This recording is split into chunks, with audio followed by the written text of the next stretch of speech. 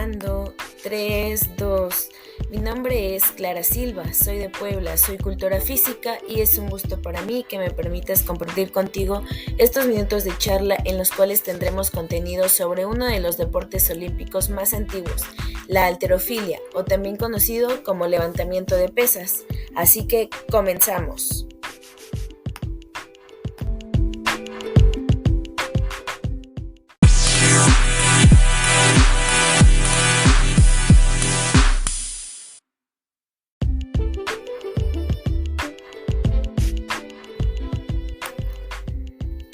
Primero, debemos tener conocimiento sobre este deporte para que podamos ir comprendiendo poco a poco cómo es que ocurren las lesiones en este mismo.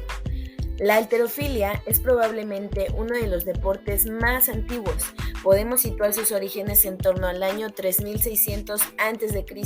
en China, donde los emperadores practicaban ejercicios de fuerza.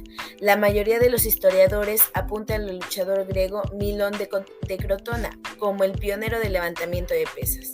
A finales del siglo XIX, la halterofilia era una dedicación casi exclusiva de los profesionales del circo.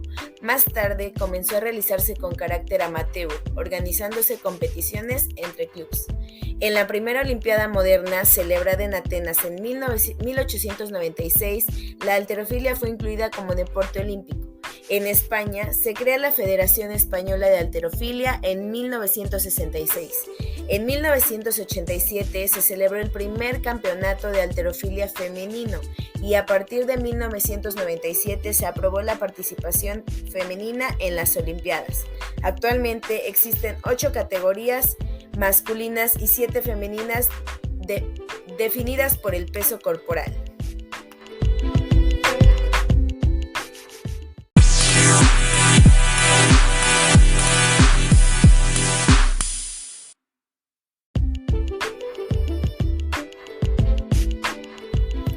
Bien, antes de comprender por qué es que ocurren las lesiones en la halterofilia, tenemos que tener en claro el gesto deportivo que se ejecuta al realizar los levantamientos. En el levantamiento olímpico no es solamente una prueba de fuerza, sino también de velocidad, habilidad, concentración y estrategia. Al levantador se le permiten 3 intentos en cada uno de los 2 alzados. 3 fallos llevan a la eliminación automática. La mayoría de los participantes escogen un peso del que están razonablemente seguros que pueden dominar bien y posteriormente van aumentando el peso a levantar. Los alzados son juzgados por 3 árbitros en decisión mayoritaria. Existen 2 métodos de levantamiento, la arrancada y el de 2 tiempos. Entonces, antes de seguir hablando sobre las lesiones o antes de entrar a ese tema, vamos a entender primero lo que es una arrancada o arranque, que es uno de los 2 levantamientos que compone a la halterofilia. Bien, la arrancada o arranque consiste en levantar la barra desde el suelo hasta por encima de la cabeza con una completa extensión de los brazos en una sentadilla, todo en un solo movimiento. Este ejercicio es el más técnico dentro del levantamiento de pesas. La barra está colocada horizontalmente delante de las piernas del levantador. Será agarrada, manos en pronación y alzada en un solo movimiento desde la plataforma hasta la completa extensión de ambos brazos verticalmente sobre la cabeza, mientras se desplazan las piernas en tierra o se flexionan. La barra pasará con un movimiento continuo a lo largo del cuerpo, del cual ninguna parte, a excepción de los pies, puede tocar la tarima durante la ejecución del levantamiento. La extensión hacia atrás de la muñeca no deberá efectuarse hasta que la barra haya sobrepasado la cabeza del levantador. El levantador puede recuperarse utilizando el tiempo que necesite del split o squat y colocar los pies en la misma línea, paralelos al plano de su tronco y de la barra. El juez dará la señal tan pronto como el levantador esté totalmente inmóvil en todas partes del cuerpo. El peso levantado debe ser mantenido en la posición final de inmovilidad, permaneciendo los brazos y las piernas extendidos, los pies de la misma línea, paralelos al plano de su tronco y de la barra, hasta que el juez dé la señal de tierra. La señal de tierra debe ser audible y visible. Debe estar colocada al lado del juez central, frente al levantador. Ahora hablaremos sobre el envión o 2 tiempos. En este ejercicio consiste en levantar la barra desde el suelo hasta los hombros con una sentadilla. Posteriormente se recupera en posición de pie para iniciar la segunda fase denominada jerk, realizando una flexión de las piernas empujando la barra por encima de la cabeza con una tijera al mismo tiempo. Posteriormente se recupera colocando los pies en paralelo para poder descender la barra al suelo. Hay 2 fases diferentes de este movimiento. En la primera, clean o cargada, el competidor levanta la barra desde el suelo realizando un tirón y sentadilla para colocarse bajo la misma. Luego se levanta erguido sujetando la barra a la altura de los hombros. En la segunda, jerk o envión, doblando mínimamente las rodillas, levanta la barra por encima de la cabeza, tomando impulsos con las piernas y extendiendo los brazos por completo. El levantador debe mantener los pies en el mismo plano durante todo el proceso y extender en la segunda fase las piernas completamente. Hay una variante de la modalidad de 2 tiempos, push jerk, en la que está permitido colocar los pies en diferente plano y mantener las piernas flexionadas. La mayoría de los levantadores realizan el segundo movimiento flexionado un poco las piernas y las estiran de repente, provocando un efecto muelle, momento en el que bajan el cuerpo para colocarse debajo de la barra, completando así el levantamiento.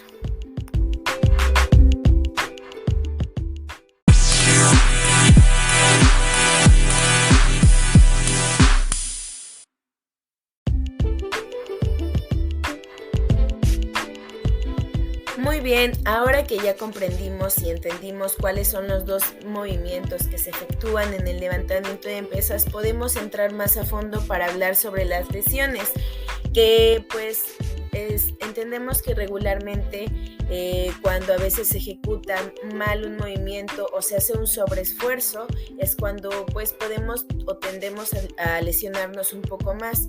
A veces depende mucho del entrenador, a veces depende mucho de las planeaciones que el entrenador le hace al atleta para poder mejorar.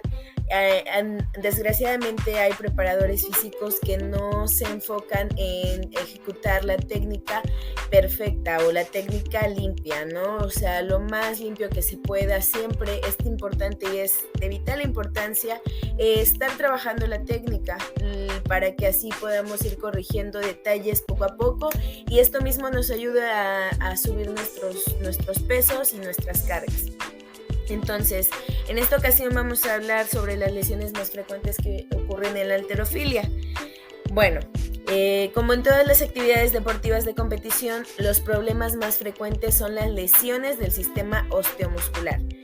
Sin embargo, al tratarse de un deporte individual y sin confrontación ni contacto físico con los otros competidores, los traumatismos directos son totalmente excepcionales.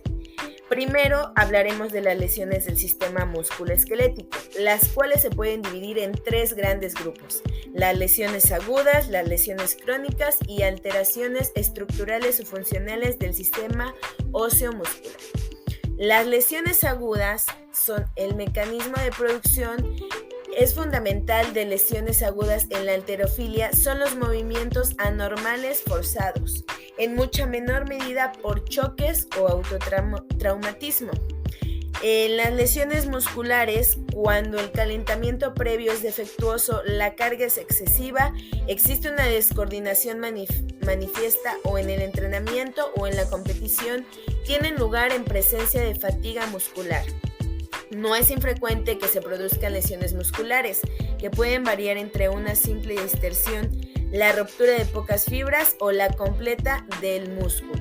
Incluso, en algunas ocasiones se puede llegar a romper la fascia y producir una hernia muscular.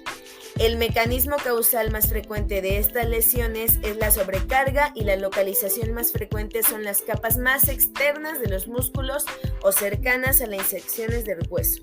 El dolor punzante, la tumefacción, el hematoma son los signos y síntomas más frecuentes y cuando la ruptura es total, el signo del hachazo siempre está presente.